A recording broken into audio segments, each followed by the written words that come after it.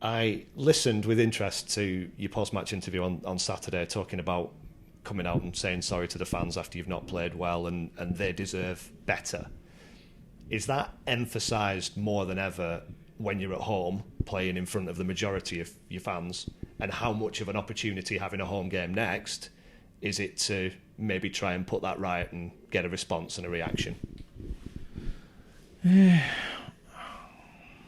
don't know, because if you only travelled around the corner and you've left your house at, 25 past 7, sorry, and you got there for the game, or you've set off the day before, or stupid o'clock in the morning, travelled all the way on a not very comfortable coach, and then I've got to travel all the way back, I think I'd be more disappointed if I didn't get the performance that I expected. But you can't, it's funny really, because you can't really turn it on and off. It's not a tap. And players don't set out to play badly. Do I think they played badly? Probably not played badly. Just very, very misguided, not even misguided. Very naive. And I think that possibly shows with our age. But we didn't think enough on our feet, and we got punished accordingly. How do you change that? How do you put an old head on young shoulders, relatively speaking? Well, you can't do it, obviously, but you can try and educate them. And that's why I backtracked on the misguiding, because I think we have showed them quite a lot of guidance over the last 2 or 3 weeks. It's just the retention of information.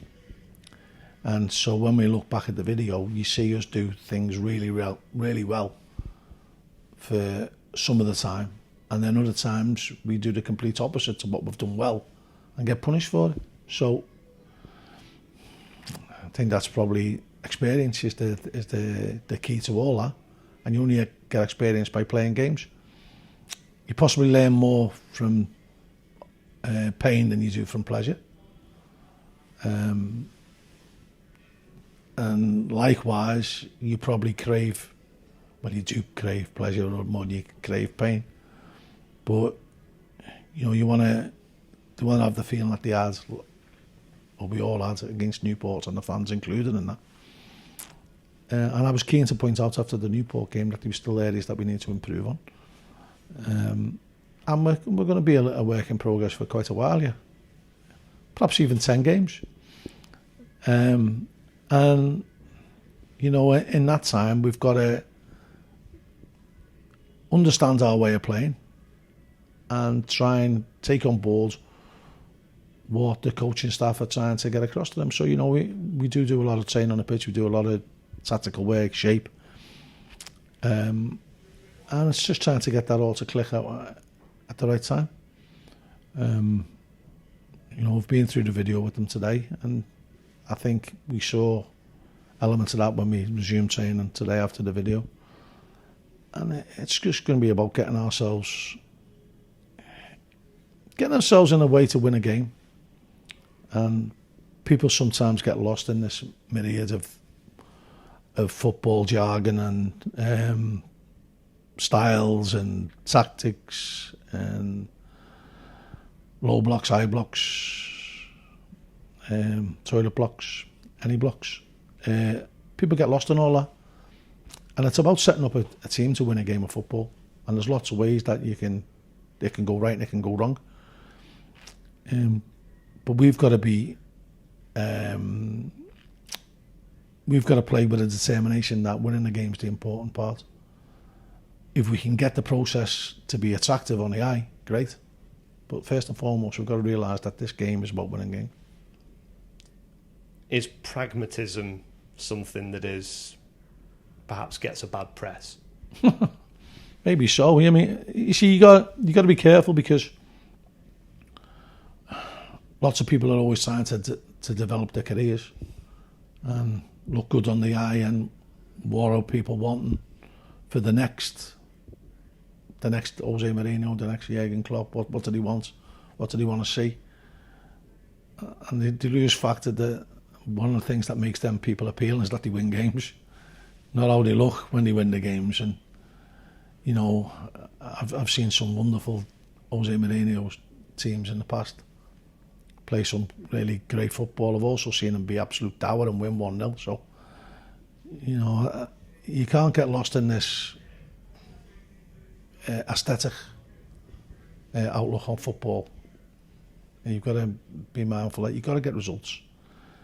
If you get it right, you start a play and it suits you. It generally goes hand in hand.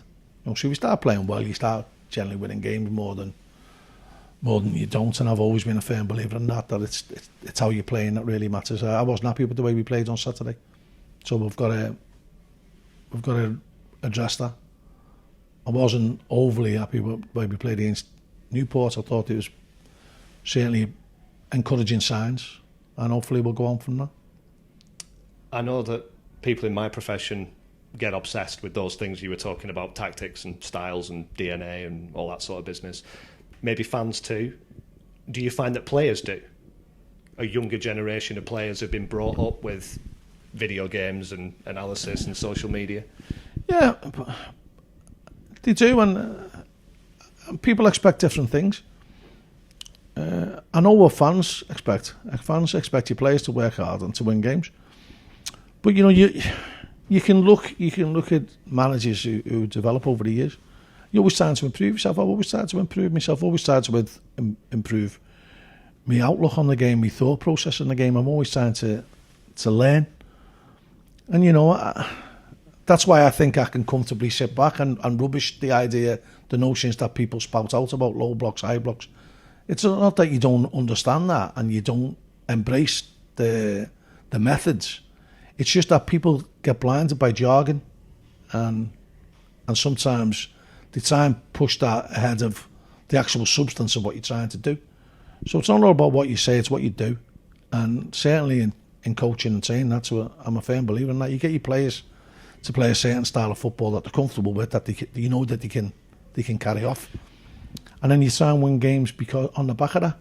So, you know, I think you see a lot of young coaches trying to reinvent themselves to suit other people, when you've got to be true to your own character, your own ethos. You've got to believe in a style of football that you want to play, and then get that on board. And that'll never change in football. It'll get dressed up in 101 ways, but you know that'll never change in football. And you know, there's lots of managers get bad press and get stereotypes. You know, Sam Allardyce, classic example. Very deep thinker of football, doesn't get the credit for that. Wouldn't get anybody who embraced the initial onset of sports science and football science than Sam. He doesn't get the credit for that, you know. So people can believe what they want to believe. I know that our football club, and we've been doing it for a long, long time, the coaching that they get off our two coaches who are very good coaches, Jimmy and John. They spend a lot of time analysing our games, the opposition's games, developing our own tactics, thinking about how best we can get the best out of the squad of players that we've got. And then, you know, we all try and transmit that to the players and try and embrace that with a bit of a feel-good factor for the players themselves to start learning. And people can just sometimes think that Aki is all about up and arm Aki and all gung-go and let's have a laugh. And the hard work that gets put in just can sometimes get brushed under the carpet. And, you know, it's certainly appreciated by me, and I think a lot of players appreciate the effort that gets put in by the coaching staff. What are your expectations of Barrow then? It'll be a tough game. You know, they've won the first two.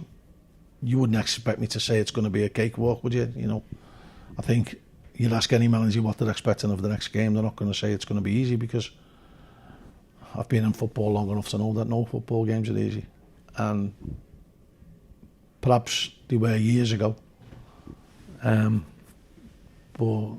you don't get that anymore.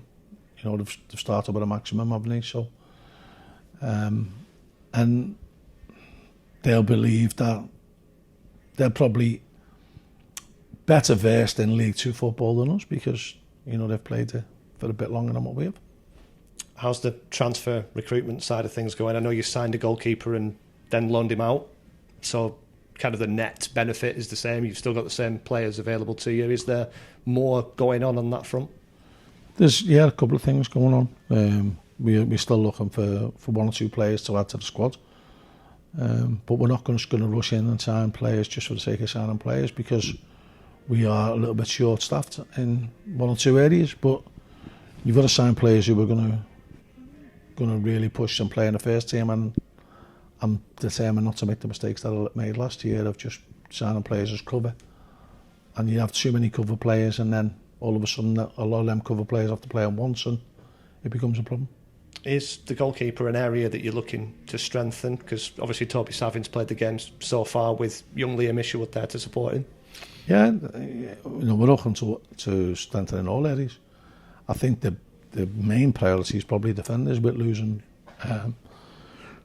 Louis Shipley to injury for probably 8 or 9 weeks. So that's the main focus of my recruitment drive at the moment.